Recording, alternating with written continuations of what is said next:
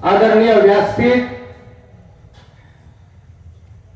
महाराजांच्या वरती प्रेम करणारे तालुक्यातून आलेले सर्व कार्यकर्ते आणि समस्त ग्रामस्थ हो, आज तालुक्यातील नाही तर जिल्ह्यातील नाही तर महाराष्ट्रातील नव्हे तर देशातलं सहकार मोडीत निघतंय का काय असा प्रश्न माझ्यासारख्या सहकारात काम करण्याच्या व्यक्तीच्या समोर उभा आहे. काय झाले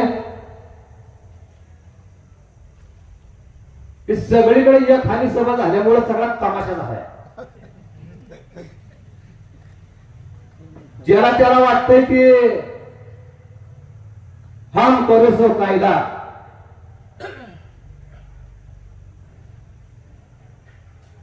इतका तळापर्यंत राजकीय हस्तक्षेप वाढलाय.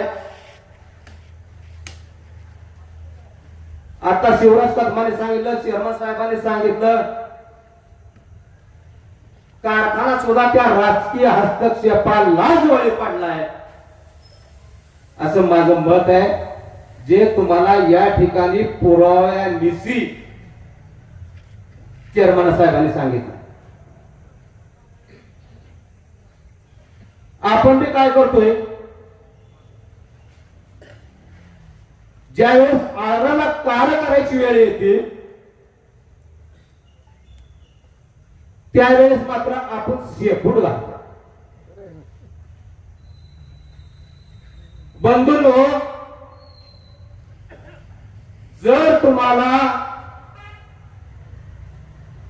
आरला कार्य करायचं नसेल तर माझं मत आहे हा विषय हितच आहे. वयाच्या 78व्या वर्षी जर महाराज साहेबांना आपल्यापर्यंत यायची वेळ येत असेल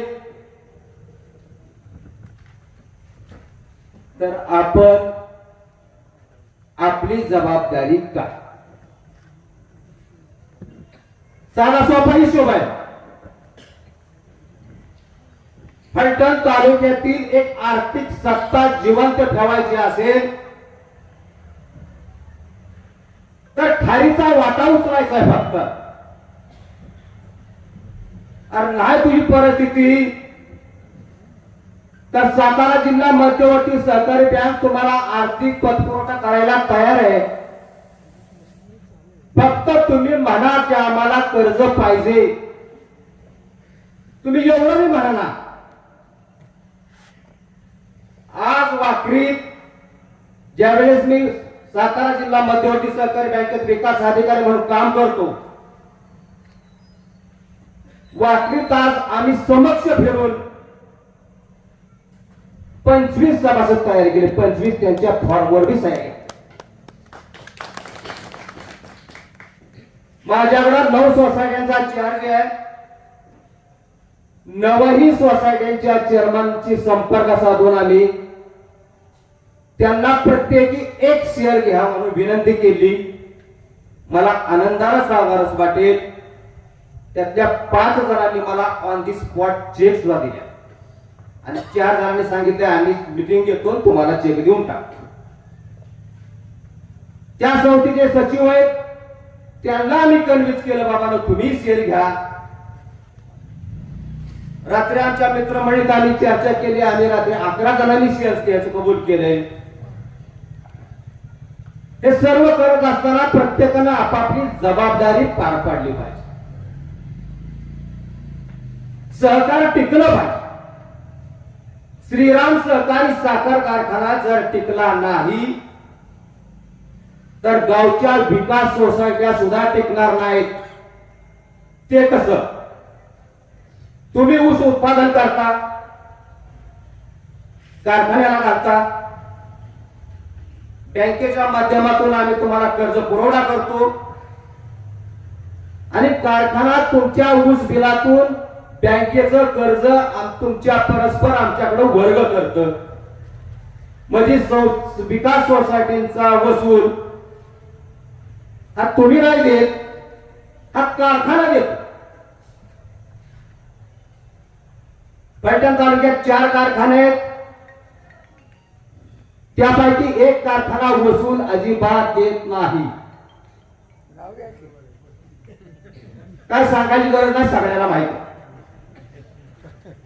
मग श्रीराम सहकारी साखर कारखाना जर सहकार टिकवायचं काम करत असेल तर तुमची माझी जबाबदारी आहे, श्रीराम कारखानाच टिकला पाहिजे. जर ते मोडलं तर हे मोडलं, तुम्ही ठरवा काय करायचं. दवाखान्यात जर एखादा आजारी पडलं तर 5-50 हजार रुपये आपण सहज जात्यात. 15,000 रुपयाचा शेअर घ्या, नका येड्यागत करू. सहकारी संस्था जर बंद पडली तर ही अवघड जागेवर दुखणं आहे. यापूर्वी ज्या ज्या सहकारी संस्था संपल्या त्यांनी त्या गोष्टीचा अनुभव घेतलेला आहे. माझी विनंती आहे,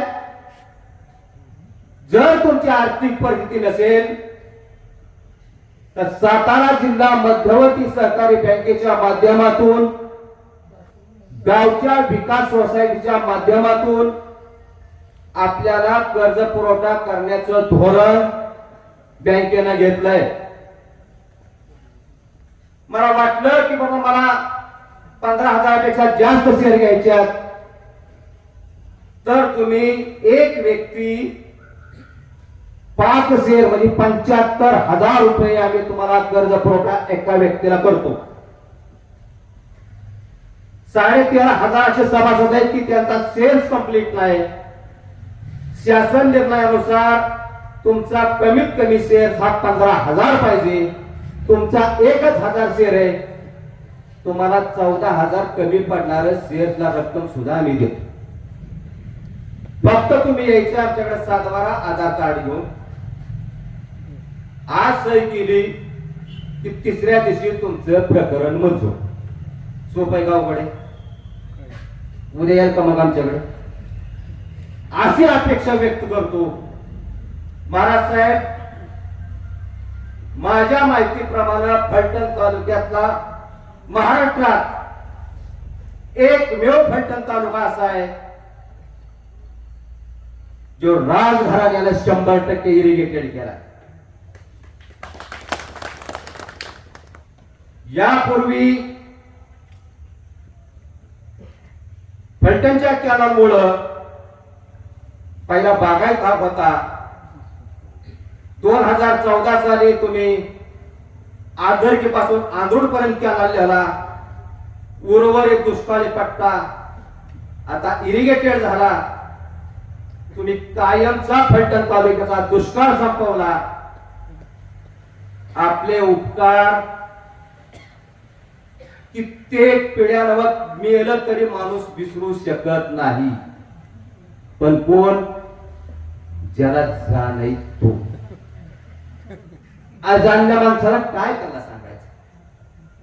ज्याला जाणच नाही त्याच्या पुढे न डोकं फोडलेलं बरं. पुन्हा एकदा आपल्याला कळकळीची एक नम्र विनंती करतो. वयाच्या 78व्या वर्षी महाराज साहेब आपल्याकडे आल्यात.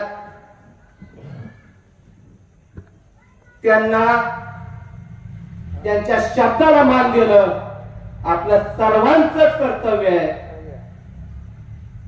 आपण त्यात खारीचा वाटा उचलावा एवढीच एक कळकळीची नम्र विनंती करतो आणि मी माझ्या वारीला पूर्ण विराम देतो. धन्यवाद. उमेश कदम साहेबांनी आपला